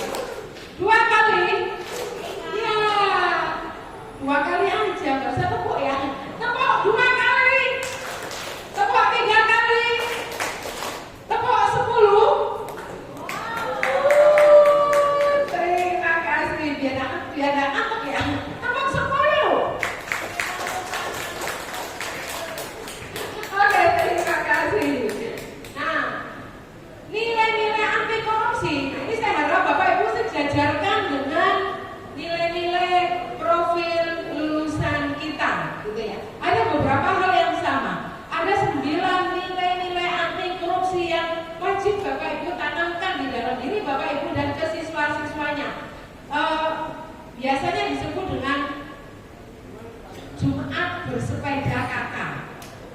Jumat bersepeda kakak. Oh iya, ada di sini saya ya. Jumat bersepeda kakak. Apa aja Jumatnya itu? Jumat bersepeda kakak itu jujur, peduli, mandiri. Ini sama kan ya? Mandiri sesuai dengan dimensi profil lulusan, disiplin, tanggung jawab, adil, berani, sederhana, kerja keras. Nah, ini adalah 9 nilai anti korupsi yang nantinya silakan Bapak Ibu modifikasi di dalam pembelajarannya Bapak Ibu ya. Selain ada 8 dimensi profil lulusan, masukkan juga 9 nilai anti korupsi. Ya, digabungkan dengan itu. Jadi 9 nilai anti korupsi ini bukan hanya miliknya guru PKN ya. Nah, hanya miliknya Bapak dan Ibu gitu ya. Tapi semua guru yang ada di sini di dalam proses pembelajarannya, selain dimensi profil lulusan yang ada 8, masukkan juga nilai-nilai anti korupsi. Nah, apa sih yang harus Bapak Ibu lakukan dengan adanya aktivitas ini? Nah, kita melihat nih apa yang dikatakan kalimat-kalimat penggugah yang dikatakan oleh para tokoh inspirator, tokoh-tokoh yang pelaksana anti korupsi itu. Menurut Kofi Annan, Sekjen PBB dulu ya, korupsi adalah penyakit yang berakar dalam masyarakat, menghancurkan kepercayaan publik dan melemahkan demokrasi. Melawannya adalah kewajiban moral. Melawannya adalah kewajiban moral setiap manusia. Kalau katanya Nelson Mandela, korupsi adalah musuh pembangunan dan keadilan. Setiap langkah kecil untuk melawannya, setiap langkah kecil ya, setiap langkah kecil melawannya adalah besar bagi masa depan umat manusia. Karena kita lihat, kalau menurut tokoh Indonesia sendiri, Bung Hatta mengatakan korupsi merusak sendi-sendi bangsa yang nggak bisa dibeli oleh kekuasaan ataupun uang. Kalau menurut Pak Hugeng tadi, lebih baik kehilangan jabatan daripada kehilangan kejujuran. Nah, sekarang saya ingin melihat statementnya Bapak Ibu terkait anti korupsi. Yang harapan saya adalah menjadi budaya belajar Bapak Ibu. Ya. Kalau di dalam rencana pelaksanaan pembelajaran mendalam ada salah satu unsur budaya belajar, dan Bapak Ibu harus memiliki ciri khas budaya belajar individu. Masukkan juga nilai-nilai anti korupsi yang menjadi bagian budaya belajar Bapak Ibu. Nah, kita lihat ini, kita melakukan kesepakatan bersama ya untuk menggerakkan anti korupsi ini untuk semua guru dan teknik. Kita bacakan bersama-sama Bapak Ibu ya. Yang pertama, menolak segala bentuk korupsi di lingkungan sekolah. Kita bacakan bersama-sama. Menolak segala bentuk korupsi di lingkungan sekolah. Yang kedua, menggunakan dana dan fasilitas pendidikan secara transparan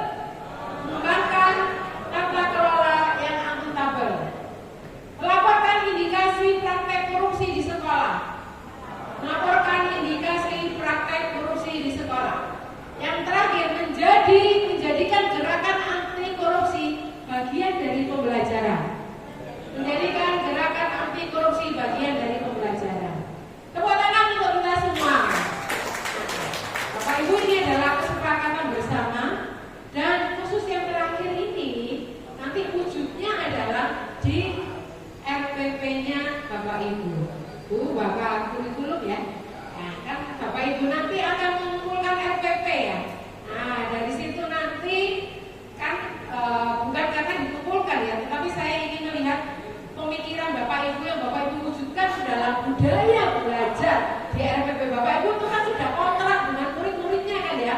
Saat pembelajaran budaya belajar yang Bapak Ibu tulis di dalam RPP itu adalah kontrak belajar yang Bapak Ibu buat bersama kepada murid-muridnya. Dan kontrak itu budaya belajar itu masukkan juga ini ya Bapak Ibu ya, ada gerakan anti korupsinya. Nah, itu Bapak Ibu yang bisa saya sampaikan. Terakhir, saya ingin menyampaikan ini Bapak Ibu. Korupsi ini tumbuh karena kelemahan, tetapi bisa musnah karena keteguhan. Korupsi tumbuh karena kelemahan, tapi bisa musnah karena keteguhan. Bapak Ibu sebagai pendidik punya amanah yang sangat besar. Bukan hanya mencetak lulusannya ini agar PMW terampil ya, bekerja mandiri melanjutkan ke jenjang berikutnya, tetapi juga adalah sebagai manusia yang berintegritas. Mari Bapak Ibu dengan membaca komitmen tadi, kesepakatan tadi, jadikan sekolah kita SMKN 7 Surabaya ini sebagai ladang kejujuran. Ladang kejujuran adalah tempat harapan dan bengkel terakhir segala bentuk kecurangan. Itu yang bisa saya sampaikan Bapak Ibu. Semoga diskusi kita hari ini bisa menggugah semangat Bapak Ibu yang mungkin hanya diam saja, namun sekarang sudah mulai berani menyuarakan. Karena ingat tadi yang saya katakan di awal, korupsi itu bukan hanya terjadi pada melulu salah orang-orang yang melakukan tindak korupsi yang jelas salah, tetapi juga karena apa tadi? Karena kita diam, karena orang-orang baik diam, karena orang-orang baik diam, nah, sehingga menyebutkan tindak korupsi itu. Nah, semoga diskusi kita di hari ini bisa menyadarkan Bapak Ibu, membawa Bapak Ibu kepada kebermaknaan. Namun Bapak Ibu jangan keluar dulu, silakan Bapak Ibu selesaikan mengerjakan post-test dan evaluasi. Sambil mengerjakan post-test dan evaluasi, nanti yang sudah selesai dulu, saya punya ada berapa ini? Ada 6 ya. Ada 6 souvenir. Nah, tadi yang sudah dapat semoga bisa menjadi contoh di dalam dirinya ya. Berani apa ini tadi? Berani, jujur, hebat. Nah, yang memegang ini semoga bisa melaksanakan ya sesuai dengan P-nya. Silakan kerjakan post-test dan evaluasi di link yang tadi. Bapak Ibu pilih post-test dan evaluasi. Saya harap semua mengerjakan. Kalau belum ada yang mengerjakan nanti saya tagih gitu ya. Nah, sambil mengerjakan, adakah yang akan bertanya? Ya, silakan Pak.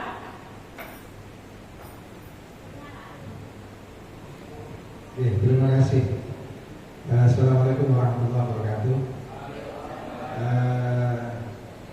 Saya dan tentunya banyak guru di sini, semua guru sepakat bahwa korupsi itu memang merusak. Cuman dalam hal satu poin, yaitu gratifikasi ini masih abu-abu. Kalau masalah suap dan pemerasan itu sudah jelas-jelas itu adalah diharamkan dalam agama Islam. Saya guru agama dan basic saya adalah seorang santri. Masalah gratifikasi ini masih abu-abu. Kenapa abu-abu? Kalau itu diberikan kepada pejabat untuk memuluskan proyek, yaitu gratifikasi, itu dikatakan adalah bentuk mengarah kepada rasuah ya. Tetapi kalau diberikan kepada guru, nah ini yang menjadi pertanyaan dari kami sebagai guru agama. Karena dalam tradisi pendidikan agama Islam di pesantren itu ada kitab rujukan wajib bagi para santri. Itu kitab Ta'lim Muta'alim mengatakan bahwa ra'aitul haqqo ahaqqal mu'allimi wa aujabahu ala kulli muslimin wa aujabahu ibtan ala kulli muslimin laqad haqqa ayyuda ilahi karamatan li ta'limi harfin wahidin al dirhamin. Nah ini menjadi apa? Dilema bagi kami. Di satu sisi sebagai orang tua kita ini juga harus menghormati guru anak-anak kita. Bukan berarti penghormatan kepada guru ini sebagai kita ini istilahnya untuk anak kita diistimewakan, tidak, tetapi mengambil barokahnya guru. Bahkan dikatakan di situ laqad haqqo ayyuda ilaihi karamatan li ta'limi harfin wahidin al-mudirhamin, mengajarkan satu huruf kepada anak itu nilainya adalah 1000 dirham bagi seorang guru. Jadi seorang guru mengajarkan kepada anak satu huruf saja itu nilainya lebih dari 1000 dirham. Kalau 1000 dirham dikalkulasikan zaman sekarang nilainya sekitar 30 juta rupiah satu huruf saja. Nah, orang tua zaman dulu memberikan kepada guru, kiai, ustadz itu mengharap barokahnya supaya anak-anaknya itu menjadi anak yang pintar, menjadi anak yang soleh, menjadi anak yang berwawasan yang tinggi dalam hal ilmu. Semuanya ilmu, baik ilmu dunia maupun ilmu agama.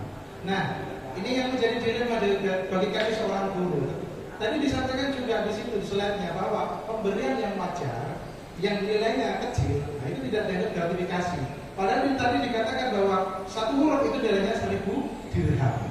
Nah, ini menjadi dilema bahwa informasi yang disampaikan kepada masyarakat jangan sampai bahwa setiap pemberian kepada guru itu nilainya adalah gratifikasi.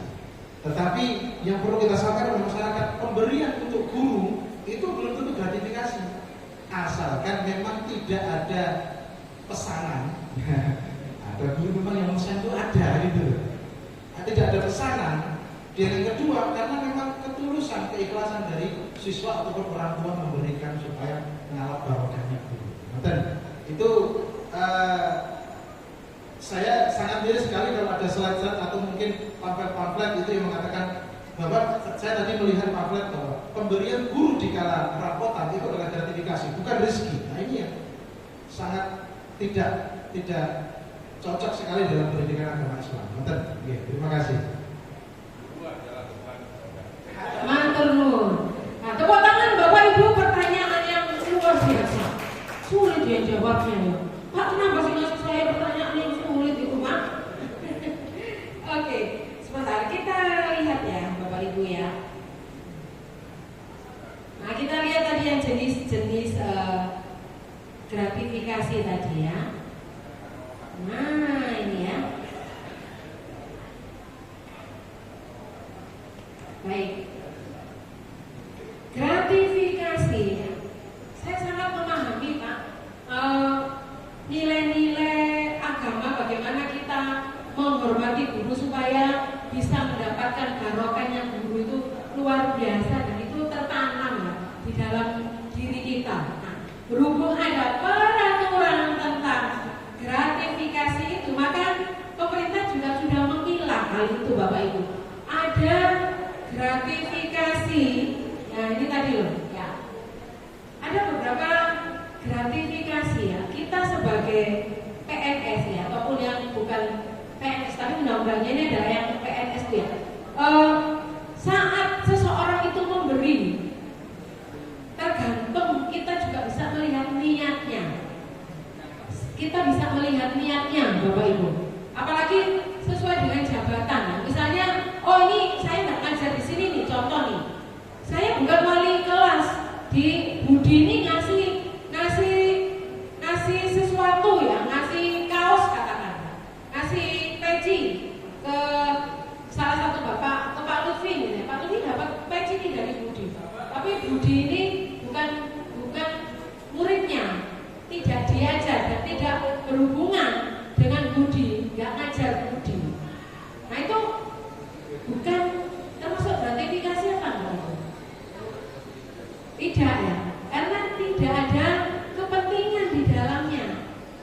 Tidak ada kepentingan ya, karena tahu oh Pak Lutfi ini adalah seorang guru di sekolah ini diteladani sehingga saya memberikan sesuatu sebagai hadiah Pak Lutfi. Saya bukan muridnya, Budi bukan muridnya Pak Lutfi, tidak masalah. Nah, namun kalau Budi menjadi muridnya Ibu siapa? Bu Runti, menjadi muridnya Bu Runti. Budi ini jangan narikin nuakal gitu ya. Nakal, nggak pernah masuk, tiba-tiba mau ulangan, datang ke rumahnya Bu Runti, ngasih email di berapa paket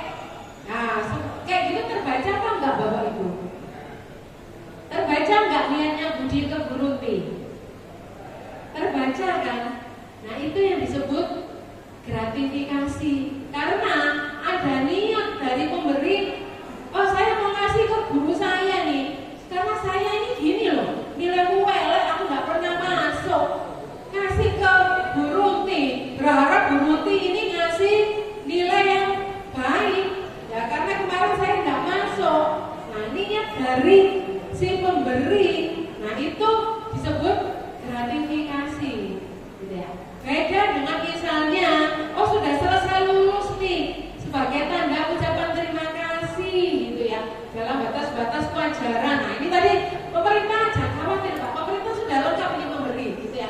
Kalau ini Pak ya, dalam rangka adat istiadat, dalam rangka adat istiadat, dalam rangka kebiasaan, dalam rangka norma hidup sesuai dengan ajaran agama kita, tidak gratifikasi Bapak ya, tidak perlu dilaporkan bahwa ya. Ada kasus juga, ada seorang guru yang waktu laporan dikasih yang kemudian diupload di statusnya. Iya.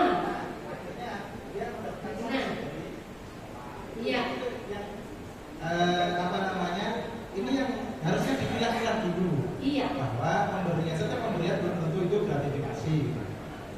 Terus masyarakat, penilaian masyarakat selama ini itu adalah pemberian kepada guru itu gratifikasi. Nah itu loh. Nah, betul. Jadi penilaian masyarakat selama ini semua pemberian kepada guru itu ada gratifikasi. Nah tadi saya sudah memberikan contoh ya. Kalau tergantung dari niatnya siswa tersebut, budi sebagai ke Pak Lutfi, budi ke Bu Ruti, itu dua hal yang berbeda, gitu ya. Nah ini perlu dipahamkan untuk kita semua. Pak, nggak ada salahnya nih, misalnya Bapak juga memberikan edukasi kepada hal-hal yang mungkin Bapak lihat seperti itu bukan gratifikasi, itu adalah norma-norma adat, gitu ya. Berlaku umum, tidak bertentangan dengan peraturan atau perundang-undangan yang berlaku, tidak masalah, gitu ya. Apakah menjawab Pak? Gimana Pak, enak gitu ya. Ya, jadi memang kita bisa memilah Bapak Ibu. Kita lihat nih, kembali lagi ya, ada 17 jenis ini Bapak Ibu. Ada 17 jenis. Nah ini pembelajaran untuk kita semua, gitu ya. Tadi saya mengatakan murid memberi kepada guru ya, tadi niatnya. Saat niat untuk supaya nilai saya menjadi lebih baik, supaya guru ini menghapus dosa-dosa saya, gitu ya, supaya bisa naik ke kelas berikutnya. Ini ada 17 jenis ini. Nah ini bisa kita baca bersama ya Bapak Ibu ya. Mana yang tidak perlu dilaporkan, gitu ya, tentang gratifikasi ini. Karena dilihat di dua ini ya Bapak Ibu, kan ada gratifikasi yang wajib dilaporkan dan tidak wajib dilaporkan. Segala pemberian itu adalah gratifikasi, namun mana yang wajib dilaporkan dan yang tidak dilaporkan. Kalau tidak dilaporkan, Bapak Ibu menerima, khawatirnya ini yang di luar sehari-hari ya, khawatirnya di publik nanti, nah sesuatu itu, oh saya sudah mengasih ini, padahal yang memberi itu mengembalikan, gitu ya, tidak melaporkan. Nah, jadi kalau misalnya mendapat pemberian di luar yang terkait dengan wewenang, terkait dengan tugas jabatan kita, gitu ya, segera dilaporkan, karena kalau tidak dilaporkan suatu saat nanti pas ada benang merahnya bisa terkena, gitu ya.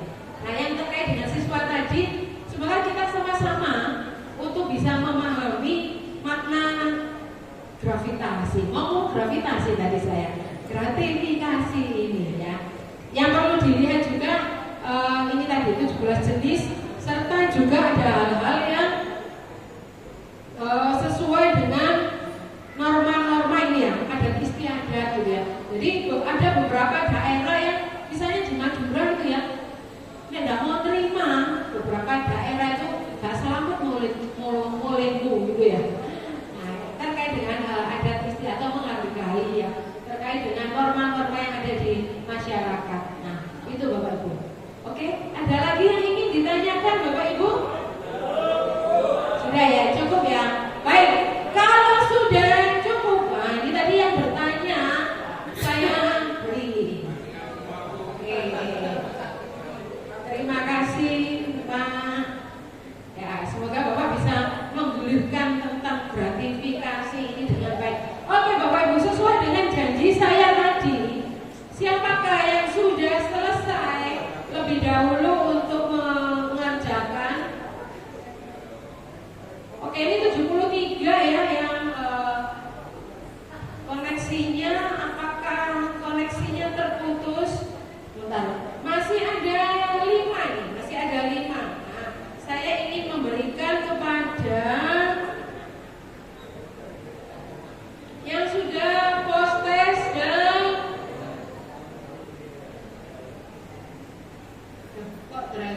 Dibantu dong. Kita lihat ya. Pak, dilihat Pak.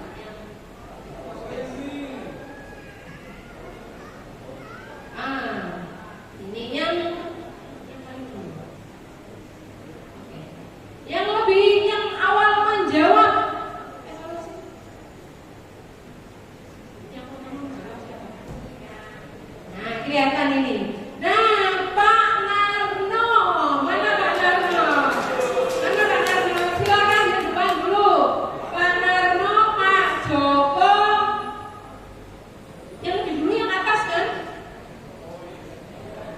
Oh ya, Pak Narno, Pak Joko, Pak Igo. Pak Narno, Pak Joko, Pak Igo. Terus yang evaluasi adakah yang sudah menjawab? Yang evaluasi. Sini, berdiri dulu di sini. Pak Narno, Pak Igo, dan mau berdiri dulu di sini.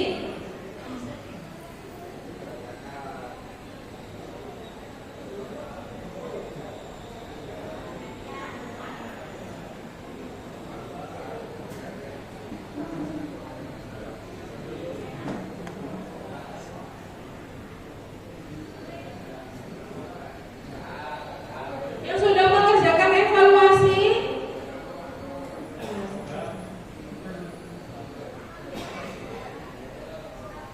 Oh, belum ada. Oke, kalau gitu yang poster saja. Siapa lagi? Oh, ada.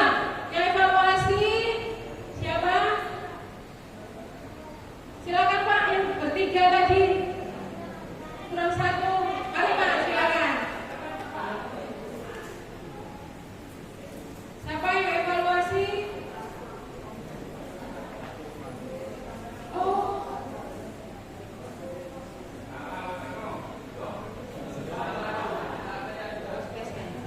Ya. Saya tambahkan lagi 2 ya. Ini ada berapa ya? 5. Panggilkan 5 orang Pak.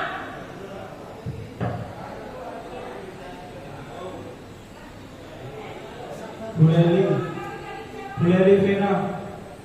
Monggo. 1, 2, 3, 4, 5. Pak Ibnu. Monggo. Iya sudah 5.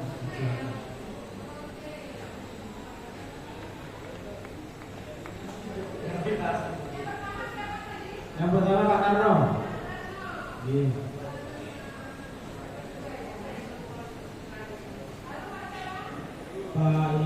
Pak Joko,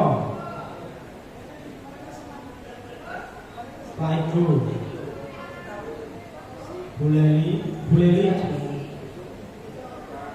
Pak Ibu. Oke, foto bersama dulu. Bisa ditunjukkan untuk hadiahnya. Monggo. 1, 2, 3. Satu kali lagi, 1, 2, 3. Baik, tepuk tangan Bapak Ibu untuk teman-teman kita yang sudah berhasil menjawab pertanyaan. Baik, Bapak Ibu, dengan berakhirnya materi tadi dan utamanya juga teman-teman yang sedikit mendapat merchandise, semoga apa yang diterima ini bukan hanya dilihat merchandise-nya saja ya, tetapi makna yang ada di dalamnya. Berani, jujur, hebat. Ya, semoga yang memegang ini bisa menggaungkan gerakan anti korupsi di SMKN 7 Surabaya. SMKN 7. SMKN 7. Baiklah, saya akhiri untuk pertemuan di siang hari ini. Terima kasih antusiasmenya teman-teman. Wassalamualaikum warahmatullahi wabarakatuh. Saya kembali ke MC. Baik, terima kasih Bapak Ibu. Mohon tepuk tangannya yang meriah sekali lagi untuk Bu Anastasia. Baik, karena tadi sudah berfoto, kita juga sudah berdiskusi, maka kegiatan penyuluhan anti korupsi guru tenaga kependidikan SMK Negeri 7 Surabaya berintegritas akan kita akhiri sampai di sini. Apabila ada kekurangan, mohon maaf yang sebesar-besarnya. Marilah kegiatan pada siang hari ini kita tutup dengan bacaan hamdalah. Alhamdulillah. Assalamualaikum warahmatullahi wabarakatuh.